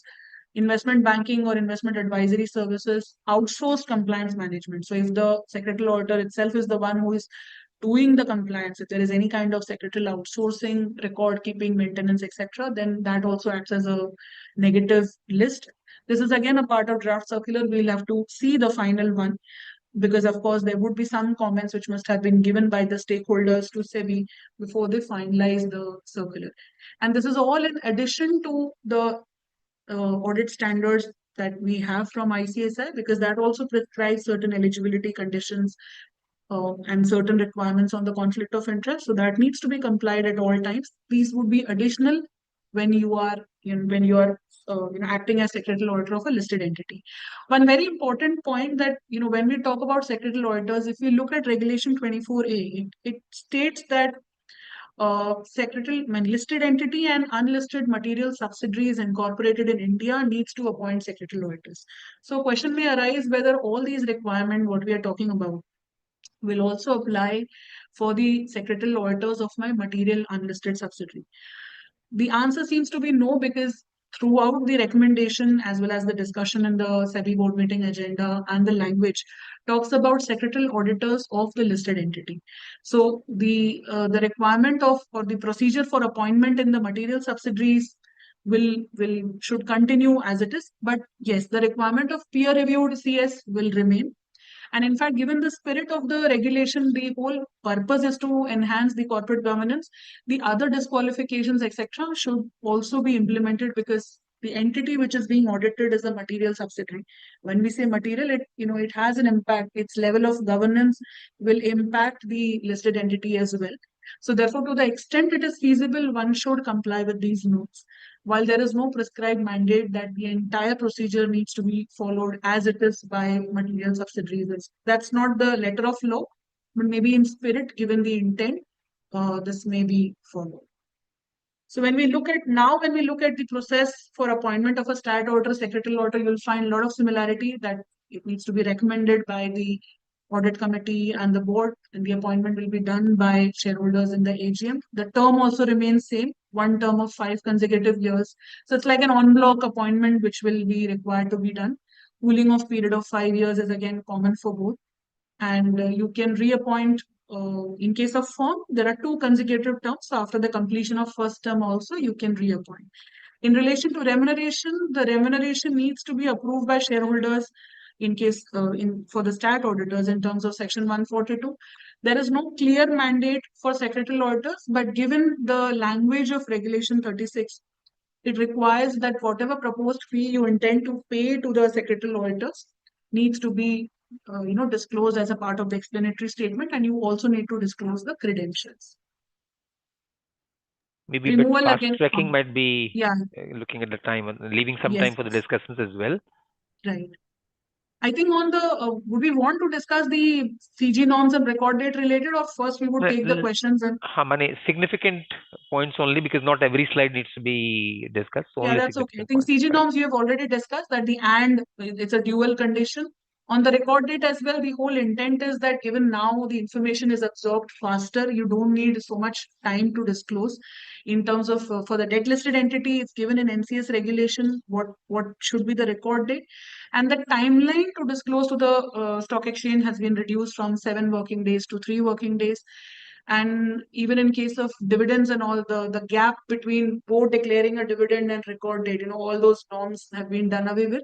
So this will ensure faster distribution of corporate action, because you can quickly decide on the record date, inform within a lesser timeline, and the gap between 2 record dates also has been done away with, because these were all in the era when we had physical shares. So now they are no longer relevant, and therefore those have been optimized in view of the present requirement. Miscellaneous amendments, again, the integrated, one is in relation to integrated filing. This is again a welcome move, because you don't need to file different returns at different points of time. You're segregating the filing in relation to governance and relation to financials. The draft circular or the draft coverage of each of these is already forming part of the consultation paper. We'll await the final one to see the format, what needs to be disclosed. Then there are certain discretionary requirements that, those who are not required to appoint a woman ID or not required to have a risk management committee, etc., may also opt for appointing. You may also try to have 2 separate meetings of IDs only instead of mandatory one. A clarificatory change that whenever a board recommends any item in the notice to the shareholders, they'll also have to give the rationale. Debt listed entities will now required to give XBRL intimations. All provision relating to physical transfer of share stands omitted, because that becomes a redundant concept. And financial results, again, debt related is very, very technical changes, that it needs to be approved by the board. Earlier it stated noted by the board. So language correction. Signing it has been aligned with regulation 33. So that is again not very critical. On the annual report front, it says that the timeline is prescribed in Companies Act, and typically you dispatch the annual report along with the AGM notice. So you don't need a separate timeline to be indicated for this. And in relation to the green initiative, in case the email addresses are not available, instead of sending out the hard copies, you can just send out a letter indicating the web link where they can access the annual report, because the whole purpose is to give that communication as to how they can access the annual report. The challenge remains that there is no such provision under Companies Act. Companies Act still requires sending of annual report or else the abridged financial statements. So the representations are being made to MCA on this front so that the provisions can be aligned. I think on the newspaper advertisement as well, it's like for financial results, I need not give the entire financials. I can just give the QR code, because the way in which people now access information has in general upgraded. So companies can simply give a QR code and the web link of the financial statements. Before dealing with other amendments, I think maybe we can take up the questions, and then if time permits, Payal can deal quickly with the other amendments in relation to promoter classification and IBC ones. Payal, would you be first stating the questions or that you have on chat, or maybe you're collating from YouTube? Yeah. I'll just So we'll start with the questions which are there on the chats currently. First question is with respect to acquisition. So the question is whether a foreign company would come under the unlisted company acquisition parameter or the 20% limit.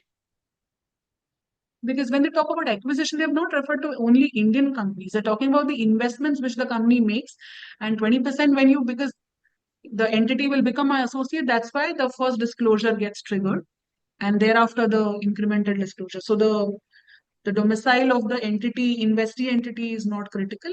If that is the percentage or the stake that we hold in the investee company, the disclosure requirement will get triggered. Okay. Another question is on what changes and actions are needed to be taken in the organization structure and reporting requirements of CS and compliance officer. This, I think, we have discussed during the discussion itself. There's no need to disturb any organization structure or reporting structure, just that if at all it's a question of compliance, the compliance officer should be able to reach out to the board directly. That would be our view. Next is that sections 177 of Companies Act does not grant any kind of exemption for RPTs. So will the companies be required to take approval from audit committee under section 177 of Companies Act? When it comes to RPTs, the LODR regime is very different. So in fact, even the definition of RPTs is something which is not provided under the Companies Act. Most companies just refer to the list given in 188. So the regime is very differently given in LODR, right from the definition, then the carve out from the definition, which I guess we all have been availing since last 2 years almost. So that carve out was also not given under Companies Act. So therefore, these amendments, this regime of RPT, given it is the way prescribed by SEBI, we'll have to follow as it is. I don't see there is any upfront conflict with Companies Act. This is a stricter regime, and yes, there are some carve-outs where the rationale is also given, why those carve-outs have been prescribed. So the companies can continue to comply or adhere to it. Yeah, okay. Next is regarding the omnibus approval for RPTs of subsidiaries. The common confusion. The question is whether approval of all RPTs of subsidiaries, irrespective of value of transaction, is required. No, only those RPTs which need to come to the holding company, holding entities audit committee. Which is the significant ones? 10% of the standalone turnover of that subsidiary. Yeah. Next question is related to that only. If the audit committee is required to grant omnibus approval for all RPTs of subsidies, how will the companies disclose that? Yeah, it's not required to grant. It's only a permission, not a requirement. I think the question gets answered. Yeah. Next is with respect to the website disclosure. So directorships, since there's a requirement that with respect to the brief profile of directors, the directorships is also required to be given. So whether the directorships will have to be updated as soon as companies receive disclosure, or we can do it on a quarterly basis. No, I think the timeline for website updation, I believe, is given somewhere. I think in regulation Yes, 46 I think itself. regulation, yeah, 46 mentions 2 days. So then that becomes a timeline. So once we have the disclosure from the director, suppose there is a change in directorship and I get the disclosure, I need not wait till I put up before the board, because board will simply note in the next meeting. I can quickly go and update it on the site. Yeah. And again, for directorship, will it include all directorships, whether listed, unlisted, public, private, and whether also LLPs will be covered? Because I think they say directorship in other body corporate. So I think Yeah. everything gets covered. LLP, there's nothing called director. It's a partner.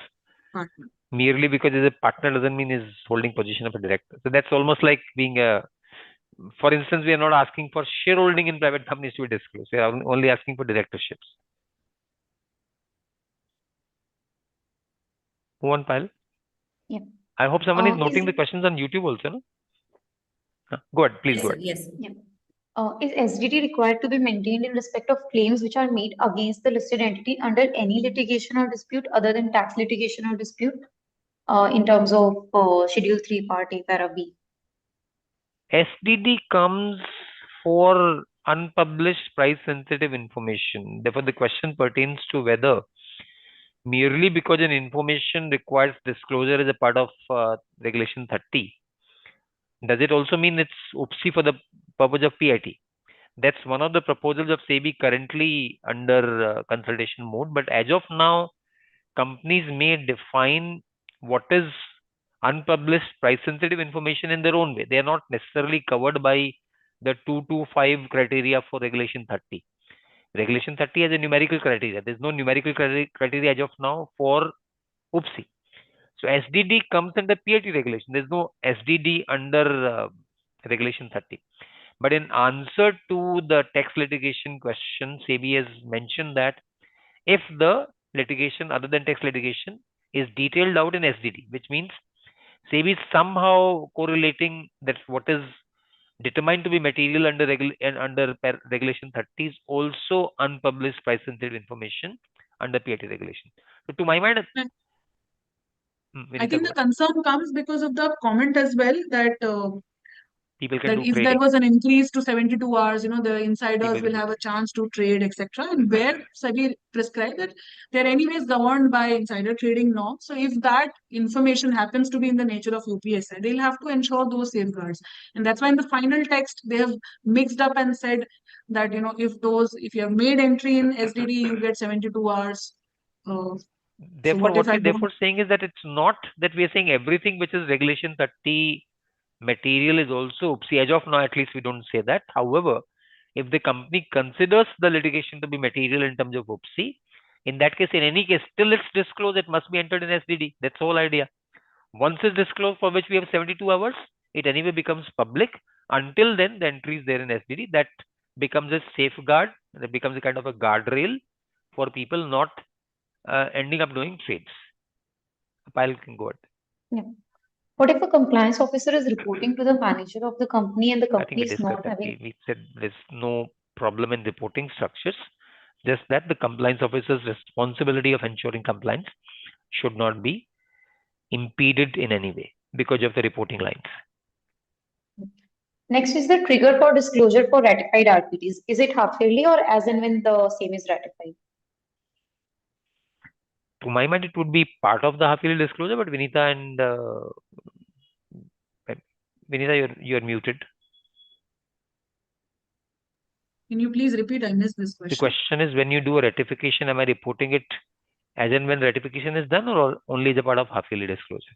No, because that, as per the provision, you need to disclose as part of the 23(9) disclosure. Of course, the format also will undergo some change because presently there is no such requirement. And they also clarified that, as of now, we were disclosing as part of the quarterly CG report. When you had that entire RPT confirmations of prior approval, whether any ratification was made. So there was like a yes or no kind of confirmation. So that stands deleted because if you look at the draft format in the CP, the quarterly CG doesn't have any confirmation on RPT because that's forming part of your 23(9) disclosure, and therefore that is where the ratification will be reported. It's not as and when we do. There is no such disclosure arising. Our next question is whether acquisition by step down subsidiary of listed company in an unlisted company require quarterly reporting. Here, listed company is not a party or not related to this transaction. No, we will look at the structures. If pursuant to that acquisition, the investee company becomes my associate. Indirect acquisition will also get is also requiring disclosure. Not even Step down quarterly, it might even be instant actually. Yeah, instant, yes. So suppose my WOS or my controlled entity acquires 20% stake, that will require disclosure because indirectly I'm able to control 20% in that investee company. Acquisition very clearly includes indirect acquisition as well. Yes, ma'am. And I think the question with respect to the quarterly disclosure is because in case of unlisted companies, if the 5%, 20% limits are not crossed, but the 2%, 5% limits are crossed, we still need to give disclosure on a quarterly basis. So I think that is why that question. So the answer would still be that indirect acquisitions will also be captured. Under Schedule 3, Part Reg 30, after the amendment, does this mean that 20% and 5% limit would be for listed companies and the new limit of 5? I think the question is incomplete here. Now we look at maybe the language. Yeah, I'm moving to the next question currently. In case of disclosure under Regulation 36, if a litigation has been made entered in STD, the timeline to inform the exchange is 72 hours. However, Para B of Schedule 3 prescribes the timeline of 24 hours. Please explain considering both the provisions. So just a second, I'll just address the first question. So there is no distinction of listed, unlisted when it comes to 20% criteria. There you need to disclose. It's just that 5%, 2% because we have, for listed companies in terms of SAST, they are replicating that for unlisted companies as well, but more like a quarterly disclosure. You did not give an instant disclosure. Yes, the second question that you said. Yeah. So it says that if a litigation has been made entered in SDT, the timeline to inform the exchange is 72 hours as per Regulation 36. But if we see Para B of Schedule 3, it prescribes the timeline of 24 hours. So please explain considering both the provisions. No, so that they are going to amend. So all these Reg 30 and Schedule 3 related amendments, they're going to revisit the July 2013 23 circular, and that amendment will be notified. Yeah. With respect to the IDs meeting 2 times in a financial year, does by saying top 2,000 entities, it also includes a debt listed company? Debt listed are not covered here. It's only HVDLEs that will require, because CG norms of Schedule 5 are otherwise not applicable for every debt listed companies. It is mainly for the HVDLEs. This also, I believe, is only recommendatory, not mandatory. Yes, right? yes, it's a discretionary requirement. In fact, there are companies who even hold quarterly meetings of separate meeting of ID. So of course, it's just a discretionary. I'll move on. Yeah. What would be covered under enforcement agency? Sorry, what would be ED. covered in the? For example, ED. For example, CVI. Okay. Enforcement agency. Yeah. Yeah. What does mean by other authorities not specifically mentioned under regulatory authority? Does it include stock exchanges also? No, we'll have to wait for that note from the Indian Standards Industry Standards Forum, because that was the ask that you prescribe a list of who all will get included. So we'll have to wait for that list. Yeah. We are moving to the YouTube queries, the queries we have received in our YouTube live chats. So first is, what is the difference between income and turnover?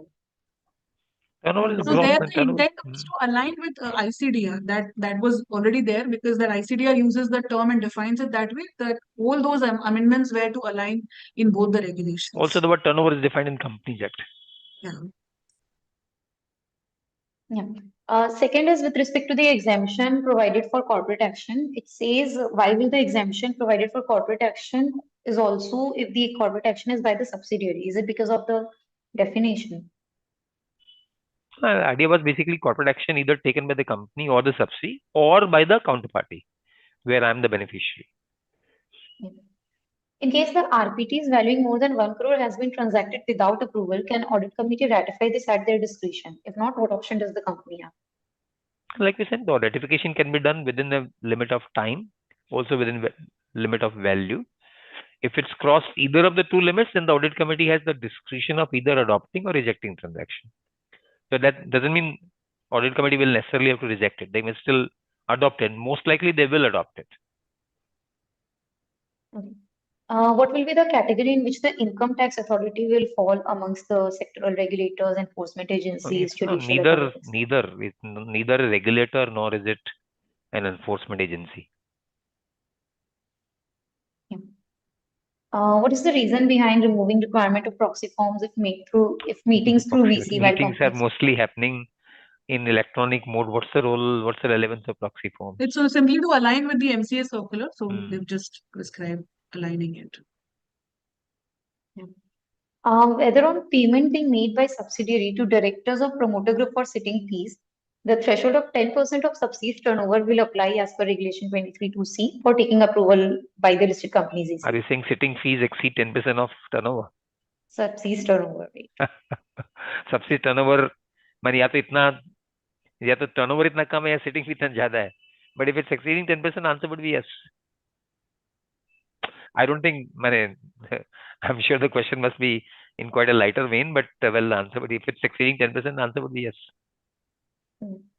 If there's no audit committee meeting in 3 months, can the RBT be ratified by way of circulation? Normally, RPT is something which requires interaction. While it's not one of the specifically negative listed items in the secretarial standard as well, but I would normally suggest RPTs require deliberation, discussion. So it's not proper for an audit committee to approve RPTs by circulation. Sometimes they do, but that's only in case of extreme urgencies. So I In would fact, for normally not ratification, they would also want to understand why, why what was the system reason. lapse, why we couldn't identify. Yes. Okay. Whether the SEBI circular on tax litigation clarification is also required to be put before the board as an agenda item. No, the circular anyway goes for a change. That's the question. Will the circular be replaced? Yes, answer circular will be replaced, and you said SEBI circular on tax litigation. I think the tax litigation clarification that we were talking about, which for which the SEBI circular is yet awaited. Yeah, I think we should intimate the board. This is almost clear that it will be coming because it's a part of the board note itself. So it should be brought to the notice of the board. And in fact, you would also want to revisit your Reg 30 policy. So therefore, anyways, this will come before the board when the circular is also notified. Yeah. Again, there's a question on the imposition of fine penalty. Who is the sectoral regulator, enforcement agency? How So to normally distinguish? sectoral regulator, as I understand, basically Reserve Bank of India, SEBI, IRDA, TRAI. These are for the specific sector. These are regulators. Financial sector regulators, for example, will include these. Now there might be telecom regulator. There might be probably any other sector I can think of.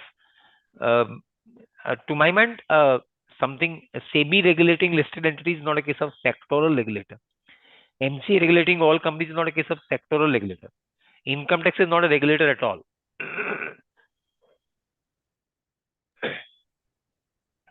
Next question is whether presentations to be uploaded even for analyst meets other than quarterly calls and post earnings. I think the answer Yes, should be yes, because Vinita. Answer is yes. yes, because the whole intent is that you cannot be selectively disclosing or presenting anything to a certain set of investors, potential investors, analysts. And since the intent is to ensure information symmetry, if there are other analyst meet as well, that also the presentations needs to be disclosed. In fact, all those requirements which the guidance note of stock exchange prescribes, it should not have the forward-looking statement and etc. A lot of things which are prescribed in the guidance note that all needs to be adhered when it comes to analyst meet. Yeah, few questions on what services non-audit services can be given by secretarial auditor. Can they also act as a scrutinizer and certify various forms filed by the listed entity? Because of course, if we look it's at not the a negative listed listings item. in It's not negative listed item. Don't have this. He can also be consultant to the company, but only thing is he cannot be designing the compliance systems. or But carrying out the next compliance question, on whether their they can be consultants or No, I'm saying this will have to wait for the actual negative list to come. But if the negative list that's currently there as a part of the proposal continues, then there is no bar on acting as scrutinizer or acting as an ASC certificate provider or certification of forms. There's no bar on that. These are not negative listed, but of course these have to be approved by the board, because what is not negative listed will require the board's approval. Just like we have stat auditors also providing specific certifications, say for ODI or other things, so that will remain. Yeah. Yes, Payal, any other questions? Yes. Next is please explain government company in context to public sector companies under RPT exemption. This, Payal, why don't you do? Okay. So government company in context to public sector companies, I think the What's the meaning of basic PSU? What's the meaning of public sector? You said it's defined in ICDR. Yes, yes. So So this- SCRR, the Securities Contract Regulation rules define public sector companies. And public sector companies, the definition is quite broader as compared to a government company, because it talks about not only a company form of entity, it talks about a body corporate. I'll just just allow me a second. Okay. But in the meantime, if See there are from other the questions, you can maybe reference. run through. Pammy, you can probably see the definition of public Yeah. sector. And So I'll just maybe read through the definition of public sector company. It says it means a body corporate constituted by an act of parliament or any state legislature and includes a government company. So government company is a broader term. Broader term. I mean, as compared PSU is a to- broader term as compared to. Yeah, actually PSU is a broader term and government company is a part to it. So if I say that public sector company is excluded, exemptions are for public sector companies, government company will automatically be included. Good. Yeah. Next is, please explain if any change will affect responsibility of statutory auditor. Not really. I don't think there's any impact on statutory responsibility. Yeah. Anything else? Moving to the next questions, I think that there were a few in the Google form that we had circulated. Oh, I mean, those questions, if some of them are like already answered during the discussion, then you Yeah. don't need to repeat them. If the questions which need specific mention, then you can quickly discuss, because it's almost going to be 2 hours and people have go ahead, Payal. If there are I'll maybe significant questions. just one question I'll maybe cover from there, which is whether a company can have separate CS and compliance officer, and if yes, whether both of them are required to be Answer is yes. designated as KMP. No, the company can surely have a CS and compliance officer separately. On the question whether both will be KMP, CS is surely KMP. And I think compliance officer is also KMP. Vinita, would you agree? Yes, that they've said that the compliance officer will be a KMP. There is no reason why company should have separate compliance officer and CS, but if they do, then both will be KMPs. Yeah. I think we broadly covered all the questions. Absolutely. Wonderful. So Vinita and Payal, both of you very well done. And I think people are still putting some questions which probably we might need to maybe add to our FAQs, as we would be anyway putting FAQs. So to all the participants, indeed, once again, heartfelt thanks from all of us, profusely thankful for the very, very tumultuous response that this particular event drew. And we're very sure that we'll have to come back, because SEBI is surely preparing some circular on this. So we're surely going to come back on this. And we hope you continue to participate in all our events like this. Thank you very much and have a very, very nice evening. Thanks, everyone. Thank you, everyone. I think, Payal, we can also readily send the link of the PPT once we upload. And these FAQs will collate and group it, and then we can, form part of the FAQs. We'll keep on ramping it up, but that also can go on our site, and then we distribute the link to them. Absolutely. Yeah, sure. We'll do. Thanks, everyone. Bye-bye. Thank you, everyone. Thank you.